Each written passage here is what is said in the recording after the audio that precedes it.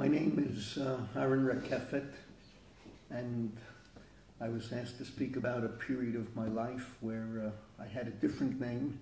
I was known then as Arnold or Arnie Rothkopf, and I had the zchut of coming into Talmudical Academy in 1951. My seventh book, my book before the last, From Washington Avenue to Washington Street. It's the only book I've written that is not scholarship, but what I call a scholarly memoir. And in the book, beginning on page 44, I describe my Rabbi at my very formative years in Talmudical Academy. My first Rebbi, my first year, was Rabbi Michal Katz, wonderful Rebbi. The next year, and here I want to mention, it's part of history that perhaps today's generation is not aware of. My second year, we had a new Rebbe just appointed, the president of the yeshiva, the Rosh Yeshiva of Shmuel Belkin, Dr. Belkin. His name was Rabbi Chaim Berkowitz, and he was one of the Shanghai crowd, one of those that was saved by Sempo Sugihara, Zeichet Tzadik Livracha, the Japanese consul to Kovna. And he was in Shanghai, came to America, was part of MIA when it was reestablished in Brooklyn. And Reb Chaim was not married, was in his 30s, and they wanted to find him Panasa, and was a big Talmud Chacham appointed to the Reitz faculty. It was one yeshiva was one unit, beginning with first year high school children, going all the way to Smicha. And he was our Rebbe, and that Simchas Torah, dancing in Mir, he had a heart attack and died. And I mention this because people say Hitler killed 6 million. He killed 6 million, but ruined the lives of another 5 million. And I have many examples, and this is simply one of them. When we came back to Yeshiva, Reb Michal Katz was pushed up another year, and he was our second year Rebbe.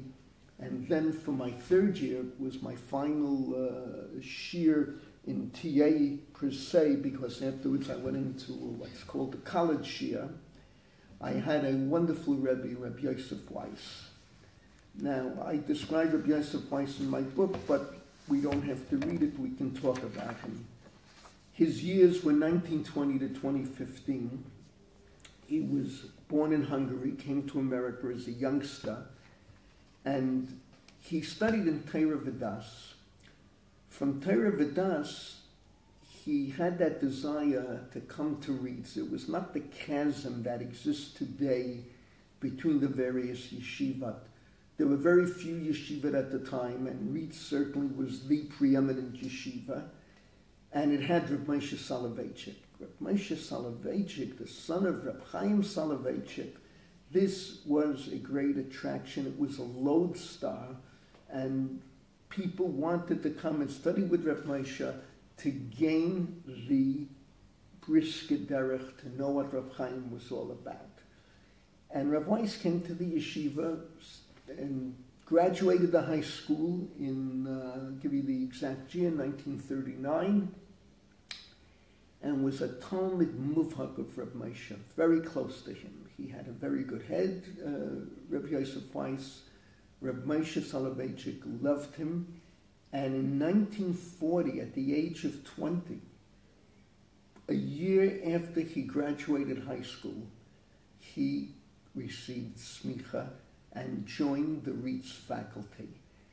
He only graduated college in 43.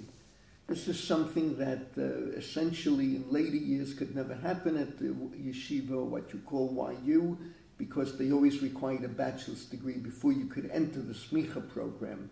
But here you have an example of a Talmud Muvhak very close to his Rebbe, Reb Moshe Soloveitchik, and he received smicha in 1920. Not only does he receive smicha, but he's one of the two valedictorians.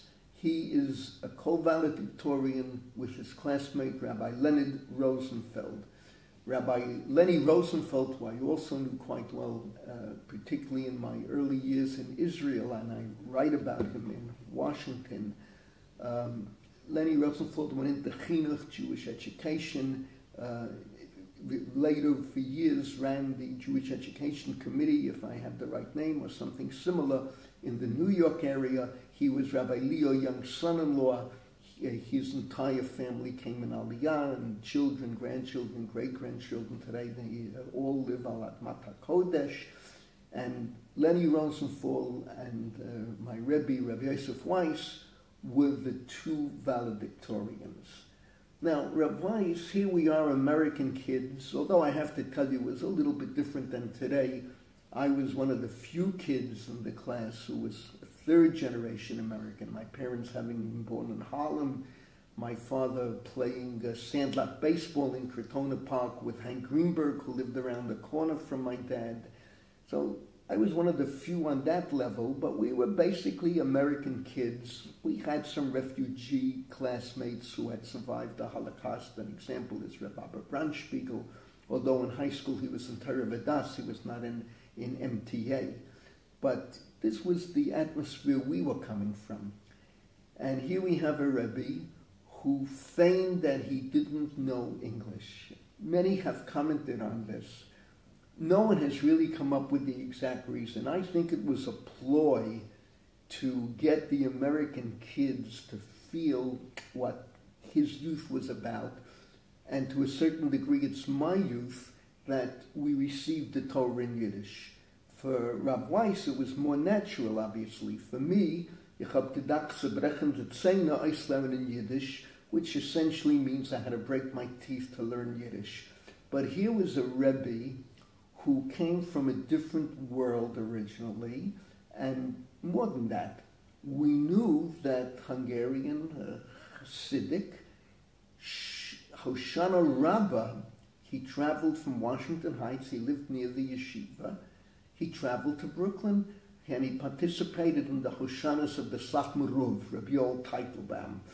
And we, for our class, for our milieu, Satmar was quite distant. We were B'nai Akivaniks, but we knew that he had loyalties, that when he could travel, he went to Brooklyn. You can't travel on Yontif, but Hoshanas, and by the way, it was a full day. I think the Rebbe, the Satmaruv, as he was called, finished Hoshana like 3 p.m. So it was a rush to get back and get ready for Shmini Atzeret and Simchas Torah.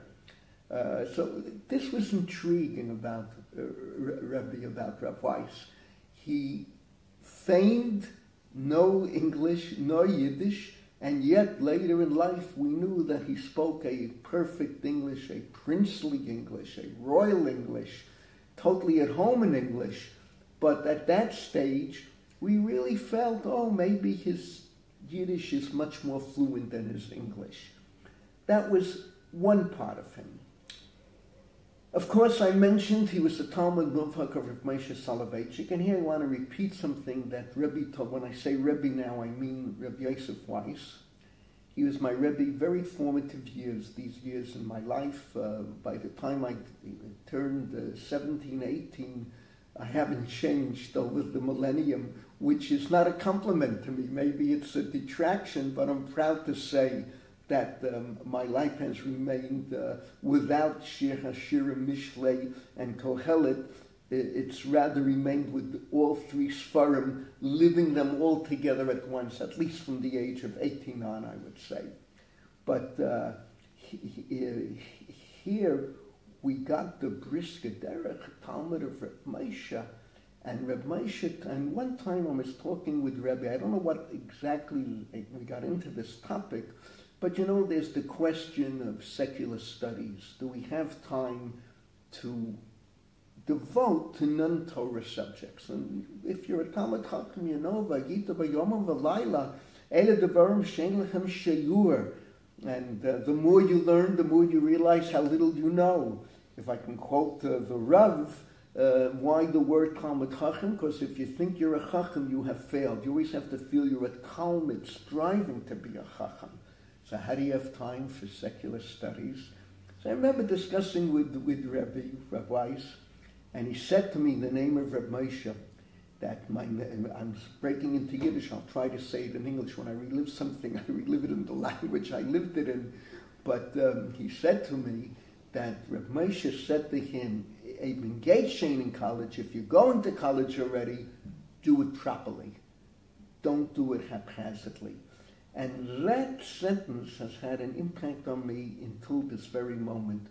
Whatever God leads me to do in life, I do to the best of my ability, with sincerity. I've told this to my students, my children, my grandchildren. I'm telling it to my great-grandchildren today. If you have to do it properly. Whatever you do in life. When I did basic training at the age of 38 in the IDF, I was the Chayal Mitzchayen. And the people looked at me, they were old. Everyone had to be more or less in my age bracket. It was like 35 to 39, I believe, at the time, the group that did basic together with me. And some of them, took it very lackadaisically, as much as they could get away with. My attitude was to do as much as I can and learn what it's all about. If I'm doing it, I have to do it properly. And I'll never forget Mori Rebbi, Rav Weiss, telling me the name of his Rebbi, Rav Moshe Soloveitchik, if you're doing it already, do it properly. But there was something else that I got from Rav Weiss, which was very unique. He was married to the daughter of Dr. Raphael Muller, M-O-L-L-E-I, I believe. Dr. Muller was the great-grandson of Reb Shimshon Hirsch. He was a total Hirschian. And as you know, after World War II, once they brought Rabbi Jacob Breuer to America, and by the way, it's Yeshiva, what you call Yeshiva University today, that brought Rabbi Jacob Breuer. They're the ones that invited him and got him the non-visa quota to be able to get him out of Germany. It was Rabbi Revel, the first president and the great visionary that gave us what is today Yeshiva University. Rabbi Dr. Dov Revel is the one who brought Rabbi Breuer to America. And they built a synagogue around him, Kaladat Yeshurun, which turns into a very successful synagogue in Washington Heights, not far from the yeshiva. And Dr. Muller was the president of that kehillah for under 40 years. And Rabbi Weiss married his daughter. And evidently, it could be Rabbi Weiss before he met Dr. Muller or after he married into the family. He became acquainted with the writings of Rav Simson Raphael Hirsch, and he quoted him quite extensively. And that opened up an entire new world for me. Torah im derech eretz. I have to admit that when I went to college, I took German with one goal in mind, to be able to read Rav Hirsch in the language he wrote, his commentary on Chumash, his essays, and I did very well. I had 2 years with Professor Ralph Rosenberg, Zichrono Livracha. I could sing German songs. I received an award each year, beautiful. And by the time those 2 years were over, Rav Hirsch started coming out in English, so that ultimately everything appeared in English. As you know, the original translation of the Chumash by Dr. Levy of London, and even his collected writings, the Gesammelte Schriften, came out in English. We have, I believe it's 9 volumes today, so that the knowledge that I picked up in German was certainly not utilized in learning about Rav Hirsch. But I owe Rav Weiss a great thank you, because he opened my mind, my eyes to Torah derech eretz, to Rav Hirsch. And over the decades, I've given many shiurim on Rav Hirsch, Mori Rebbi Rav Soloveitchik, the differences, the nuances.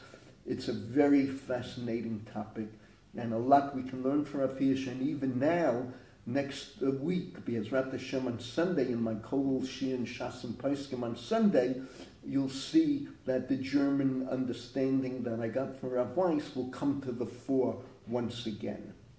And let me mention something else about Rav Weiss, which the new generation will find very interesting. here he was married to a great-granddaughter of Rav Shimshon Hirsch. Here he went to the Satmaruv. So you can see he was not a narrow-minded person. There was a great breadth of knowledge and vision that he espoused and was exposed to.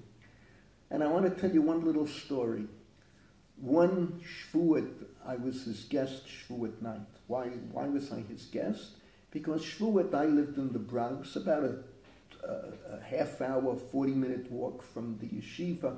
As a youngster, that wasn't a big walk. I lived on Washington Avenue. If you know the Bronx, you just walked up to University Heights and went across the bridge, and you were on Amsterdam Avenue and could walk up to the yeshiva. I would say it was a 45-minute walk. By bus, it was about 22, 23 minutes. 36 buses, I recall. So I wanted to be in the yeshiva for Shabbat. There was very little Yiddishkeit in the Bronx. It's not the way youngsters are raised today in Woodmere and in Englewood and in Teaneck and wherever you go. Baruch Hashem, Los Angeles, Detroit, Boston, Chicago. You have a world of Torah. We were in a desert, a spiritual desert. So I wanted to stay in YU, and I needed a place to eat Friday night. And then after Shachris in the morning, I would walk back home and obviously conk out.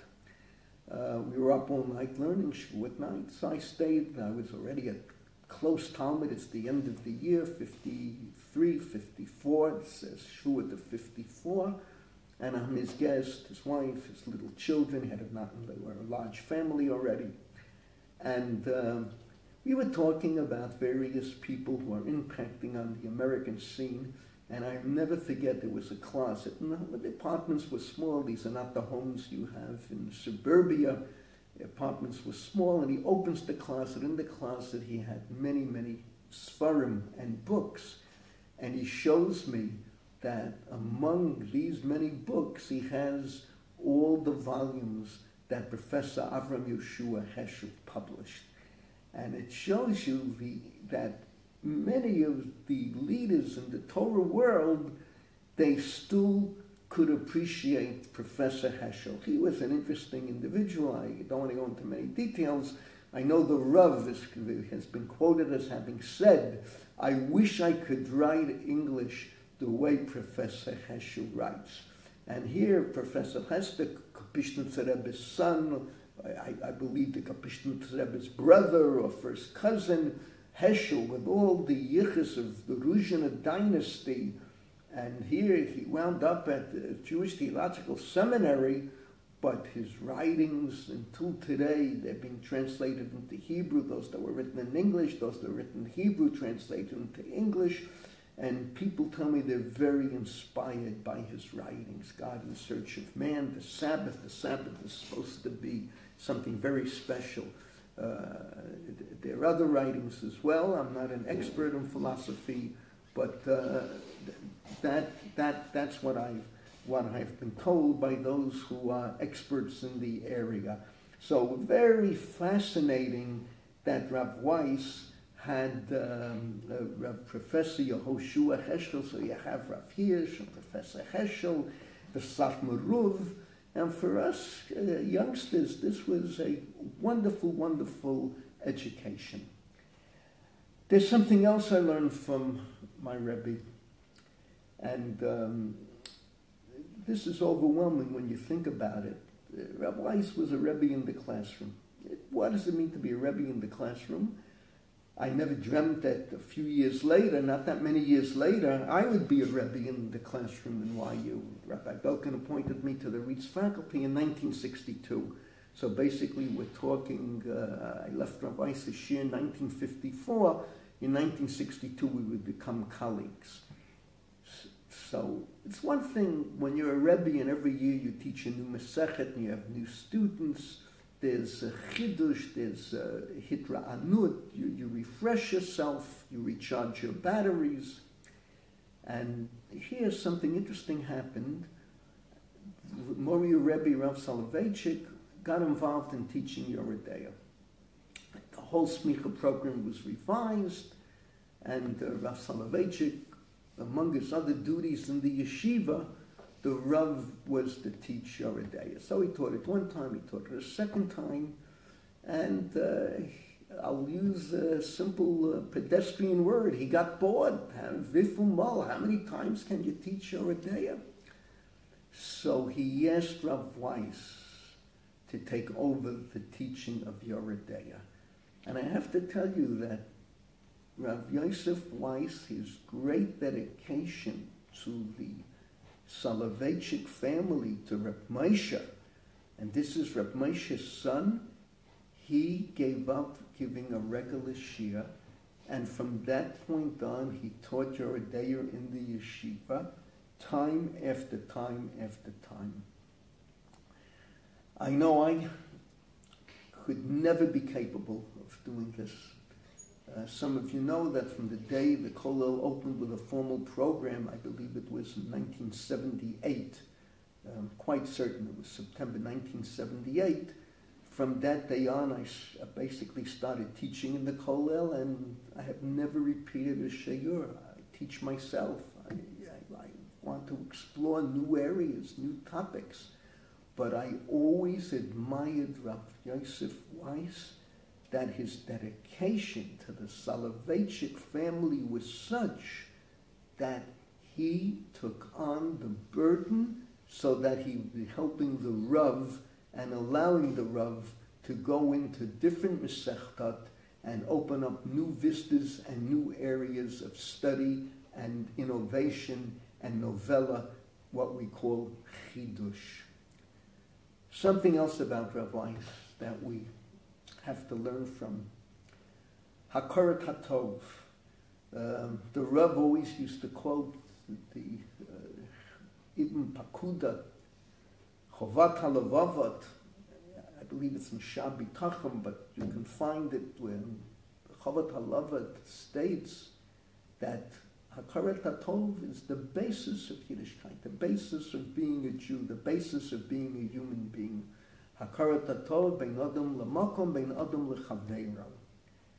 And I'm going to tell you a very interesting story that I may be the last Mohegan standing who can tell this story. When I was a Rosh Yeshiva already, it has to be the early 60s. So Stern College was expanding. And the question was where to house Stern College. And not far from YU in Inwood, which is adjacent to Washington Heights, there was, I believe it was a senior citizens home, and they were going to make it available to the yeshiva, like, as they say, a $1 a year job, a 1 shekel a year. People who are wealthy, we need Donald Trump, let's say, he can afford to take $1 a year for being president of the United States. And we wanted to make this available to the yeshiva, but it was within an easy walk of where the YU campus is in Washington Heights, Amsterdam Avenue. And the Rosh Yeshiva were opposed. There was the fear that with the men and women so close to each other, there would be too much social contact with all that that implies. And I'll never forget, there was a meeting in Rabbi Paleev's room 101, the room next to where the Rav taught, 102, right outside the Harry Fischel Beis Medrash.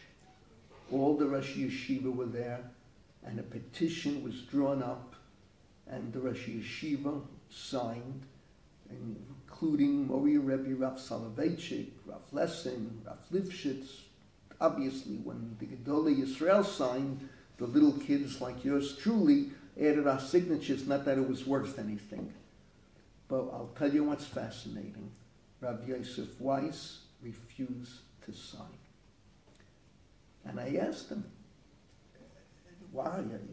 You want the women so close to the men? And he said, no, he's opposed. I said, Rebbi, why aren't you signing? He says, he's got too much hakarat hatov for Reb Shmuel Belkin, and he doesn't want to hurt Rabbi Belkin, and he refused to sign. If my memory is correct, Rav Weiss, I'm positive. If my memory is correct, Rav Paleyev also did not sign for the same reason. But Rav Weiss, 100%, what a message of Hakarat HaTov. And let me say, a Devat Torah in Yana Dioma, of this Sidra that we just finished, I heard from Mori Rebbi, Rav Soloveitchik, on this topic of Hakarat HaTov, that Hakarat HaTov is so important that Moshe Rabbeinu was willing to forego Yetziat Mitzrayim because of Hakarat HaTov. Here, they're ready to leave. Paro is yelling. He can change his mind any second. And Moshe is waiting until they find the Aharon of Yosef HaTzadik. Hakarat HaTov. He taught us how to be Jews in an alien world, in a Western culture at that time, Egypt. And he had to wait until Serach Badasha found his Aharon and get its surface from the river, and then they could carry it and take it with them to Eretz Yisrael as they had promised Yosef before his death. What a message of Hakarat HaTov. So let me reiterate, and then I want to conclude with a light story, because life is not only filled with the serious events, but at times there's a little comic element in life as well. So this is Rav Weiss, this was my Rebbe, this is who I knew so well in a very formative year. This is the famous picture. This picture is a picture of the Reeds faculty the day I entered Rav Weiss's shir in 1953. And this is exactly what Rebbe looked like the day that I met him. This picture, which is from my work on Bernard Revel, here you have the 1940 Smicha class, and there you see Rebbe right there, the youngest of all the Mismachim by far. Here, from my work on the Rav from Volume 2, the Rav, the World of Rabbi Joseph B. Soloveitchik, this is a picture taken in Klein Hall of the Reeds faculty, 1944. You have the Gedolei Olam sitting in the first row, and here you see the youngest faculty member, Rabbi Yosef Weiss. So that was his life, combining many elements, 75 years of teaching Torah. Let me end off with one story, a little comical, because life is not always filled with the great moments. There are moments in life as well where one laughs and sighs. One year, it had to be election day 1953, we would have yeshiva in the morning, and then off in the afternoon it's a regular national holiday, election day. So when we were off in the afternoon, we would have Bnei Akiva. Bnei Akiva scheduled meetings in accordance with the schedule of its adherents, devotees. Bnei Akiva was on the other side of Kretona Park, Kehilat Israel. It was a famous shul. And because I knew I was going to Bnei Akiva directly from MTA, I wore my Bnei Akiva to Bolshet. It was, as I recall, a gray shirt with an emblem of Torah v'Avodah on it. And I didn't want to offend Rav Weiss. Bnei Akiva was not exactly the happiest medium in the eyes of some of our Rosh Yeshiva. So I wore a sweater over it. Not that I think Rebbe would have made a big issue out of it, but why offend, why show off that you're a religious Zionist or someone who goes to the Satmuruv on Hoshana Rabbah. So I'm sitting my chavruta with Michael Rackman. Michael Rackman, the son of the famous Rabbi Emanuel Rackman, and Michael and I were very close. We shared a lot in common. He was the eldest of three boys. I'm the eldest of three boys in our families. And we got along fabulously, and we remain in touch somewhat until this very day. And Michael kept on saying, we're sitting right in front of him. I said, the two seats right in front of him. I can just visualize it. And Michael kept on saying, Rebbe, ask Rothkopf to take off his sweater. Rebbe, ask Rothkopf to take off his sweater. And Rav Weiss called on me to read, and I Gemara, the Rashi, the Tosfot, the big Tosfot, and boy, I did okay. And Rebbe was pleased, and he never asked me to take off my sweater. I want to end off, as I do in my classroom. I want to say to all of you, may we meet again in health and happiness.